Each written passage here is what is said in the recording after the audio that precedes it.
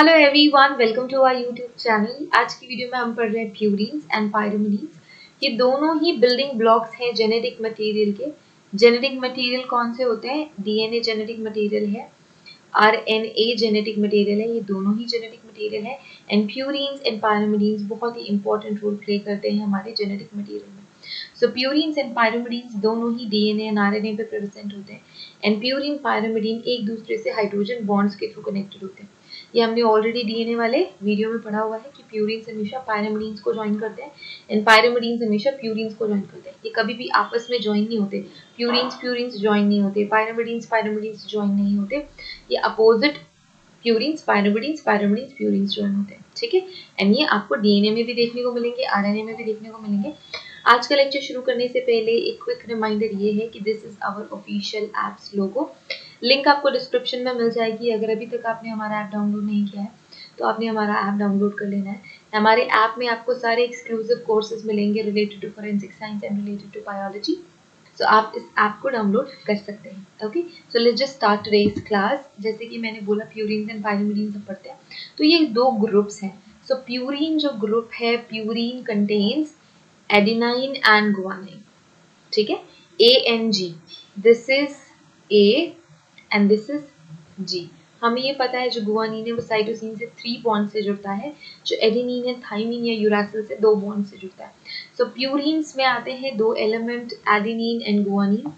Pyrimidines के अंदर है साइटोसिन, थायमीन एंड यूरासिल। तो यूरासिल के पास में डीएनए लिखा है, इसका मतलब ये है कि थायमीन को यूरासिल रिप्लेस कर देते हैं इन आरएनए, एंड अगर डीएनए है तो थायमीन प्रेजेंट होते हैं। हमेशा जो ए है वो डबल बॉन्ड्स शेयर करता है टी के साथ। जो जी है वो सी के साथ 3 बॉन्ड शेयर करता है। ये जो होता है ये कॉमन होता है डीएनए में भी, आरएनए में भी। मतलब जी हमेशा सी से बॉन्ड बनाएंगे एंड 3 बॉन्ड्स ही होने वाले हैं। अगर डीएनए है तो ए टी के साथ कंबाइन होगा, मतलब ए टी को ज्वाइन करेगा। एंड अगर ये क्या है, आरएनए है, तो ए किसको ज्वाइन करता है? 2 बॉन्ड्स के साथ, यूरासिल को। ठीक है, सो आपको क्लियरली समझ में आ रहा है प्यूरीन्स पायरिमिडीन्स ज्वाइन होते हैं। So purines and pyrimidines they both are organic compounds.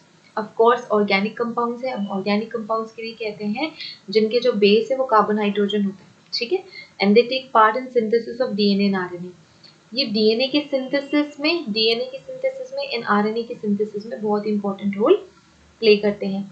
Therefore, they are called as the building blocks of genetic material, DNA and RNA। इसी वजह से हमने इसे बोला कि ये बिल्डिंग ब्लॉक है जेनेटिक मटेरियल का, डीएनए आरएनए दोनों का ही। They are nitrogenous bases that make up the 2 different nucleotide in DNA and RNA। इन्हें हम क्या कहते हैं? नाइट्रोजनस बेसिस भी कहते हैं। जब हम डीएनए का स्ट्रक्चर पढ़ रहे थे तो जब हमने नाइट्रोजनस पेयर्स पढ़े थे तो यही एडेनिन, थाइमिन थे, प्यूरीन्स एंड पायरिमिडीन्स थे। ठीक है, एंड एक बहुत ही इंपॉर्टेंट एलिमेंट है आपके डीएनए का। सो मैंने ये बोला था कि डीएनए की सिंगल यूनिट में क्या प्रेजेंट होता है? शुगर प्रेजेंट होती है, शुगर फॉस्फेट प्रेजेंट होती है, फॉस्फेट एंड आपके नाइट्रोजनस बेसिस, एनबी में लिख देती हूँ, या फिर प्यूरीन्स and pyrimidines PP.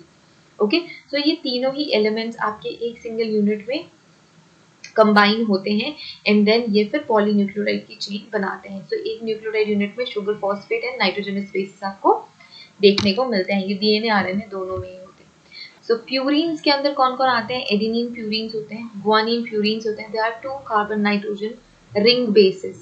So 2 carbon nitrogen के रिंग बेस्ड एलिमेंट होता है। While pyrimidines have cytosine and thymine. हम अभी यहाँ सिर्फ और सिर्फ डीएनए के लिए पढ़ रहे हैं, सिर्फ और सिर्फ डीएनए के लिए पढ़ रहे हैं, तो यहाँ पर हमने यूरेसिल इंक्लूड नहीं किया है। These are 1 carbon nitrogen ring bases. तो जो प्यूरीन्स है वो 2 कार्बन नाइट्रोजन रिंग बेस का होता है, जो पायरिमिडीन्स है वो 1 कार्बन नाइट्रोजन रिंग बेस का होता है। Both purines and pyrimidines have some functions. Of course, they will have some functions, and they are vital for the production of DNA and RNA, starch and protein. So DNA, RNA formation में, starch protein formation में purines and pyrimidines बहुत ही important role play करते हैं।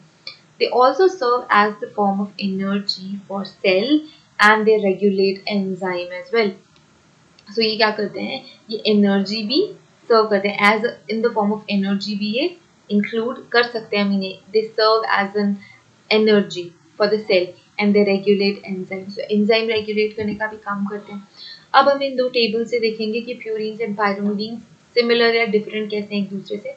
सो purine is a heterocyclic aromatic compound that composed of pyrimidine ring which is fused to imidazole ring। ठीक है, सो ये purines का structure है। Pyrimidines are again heterocyclic and aromatic organic compounds. ठीक है, यहाँ पे एरोमेटिक इनऑर्गेनिक कंपाउंड्स नहीं है, यहाँ पे सिर्फ है aromatic organic compounds. So purines भी ऑर्गेनिक है, पायरिमिडीन्स भी ऑर्गेनिक कंपाउंड है that is composed of carbon and hydrogen. So ये कार्बन हाइड्रोजन से मिलके बनते हैं पायरिमिडीन्स। ठीक है, okay, so purines have adenine, guanine and pyrimidines have cytosine, thymine and uracil, ठीक है, as a nucleobasis. Purines consist of 2 hydrogen carbon rings and 4 nitrogen atoms and pyrimidines के पास 1 hydrogen carbon ring होती है and 2 nitrogen atoms होते हैं. They have 2 nitrogen atoms. The melting point of purines is 214 degrees centigrade, 214, and pyrimidines का जो melting point है is 20 to 22 degree centigrade. तो बहुत ही ज़्यादा ह्यूज डिफरेंस है दोनों ही मेल्टिंग पॉइंट्स में। ठीक है, catabolism result in the production of uric acid. क्या बन रहा है? यूरिक एसिड बन रहा है बिकॉज ऑफ कैटाबॉलिज्म। जब पायरिमिडीन्स का कैटाबॉलिज्म होगा they will produce carbon dioxide, beta amino acids and ammonia. ठीक है, सो कैटाबॉलिक रिएक्शंस क्या होती है? कैटाबॉलिक रिएक्शंस में कोई भी मॉलिक्यूल ब्रेक डाउन होता है। ठीक है, एनाबॉलिक रिएक्शंस में वो ज्वाइन करते चले जाते हैं एक दूसरे को। Fine. Next we have few more characteristic features related to purines and pyrimidines. So purines have higher melting and boiling point. They have higher melting and boiling points than pyrimidines. ठीक है? The reason behind this is difference in melting point and boiling point is their molecules. Okay, and क्योंकि इनके molecules complex और heavy होते हैं, कि इनके molecules purines के, इसी वजह से इनकी मेल्टिंग पॉइंट भी एंड बॉइलिंग पॉइंट दोनों ही हायर होती है as compare to pyrimidines. Purines participate in greater number of molecule reaction in comparison with pyrimidines. जो प्यूरिन्स होते हैं वो पायरिमिडीन्स के कंपैरिजन में ज्यादा नंबर में केमिकल रिएक्शन या मॉलिक्यूलर रिएक्शन में इन्वॉल्व होते हैं। So we have few more important significant features of purines and pyrimidines. That is, purines have higher melting and boiling point than the pyrimidines. The reason behind this is difference in melting and boiling point is the complexity of the molecule. क्योंकि जो purines होते हैं वो ज़्यादा complex होते हैं as compared to pyrimidines. जो purines हैं वो ज़्यादा नंबर में मॉलिक्यूलर रिएक्शन में पार्टिसिपेट करते हैं as compare to pyrimidines. Purines को हम कह सकते हैं they act as a precursor molecule in the synthesis of chemical compound like thromobromine, caffeine, etc. But जो pyrimidines हैं they do not work as a precursor molecule. ये as a precursor molecule काम नहीं करते हैं। तो हमने क्या क्या देखा ये वाली स्लाइड में? हमने ये देखा कि प्यूरिन्स ज़्यादा कॉम्प्लेक्स होते हैं एज कम्पेयर टू पायरिमिडीन्स। तो प्यूरिन्स कॉम्प्लेक्स हैं तो इस वजह से उनकी बॉइलिंग एंड मेल्टिंग पॉइंट भी ज़्यादा हो जाती है। जो प्यूरिन्स हैं वो ज़्यादा नंबर में मॉलिक्यूलर रिएक्शंस में पार्टिसिपेट करते हैं एज कम्पेयर टू पायरिमिडीन्स। जो प्यूरिन्स है वो एज अ प्रीकर्सर वर्क करते हैं। ठीक है, एज अ प्रीकर्सर वर्क करते हैं in different synthesis of biochemical compounds inside the body as compare to pyrimidines. Pyrimidines as a precursor काम नहीं करते हैं। ओके, सो ये डिफरेंस एंड सिमिलैरिटीज थी प्यूरिन्स एंड पायरिमिडीन्स के बीच। एंड ये बहुत ही इंपॉर्टेंट नाइट्रोजनस बेसिस होते हैं हमारे डीएनए में एंड आरएनए में, हमारे बेसिकली हम ये कह सकते हैं हमारे जेनेटिक मटेरियल में। So I hope purines and pyrimidines clear है। हमने यहाँ पे structures भी बनाए हुए हैं purines and pyrimidines के।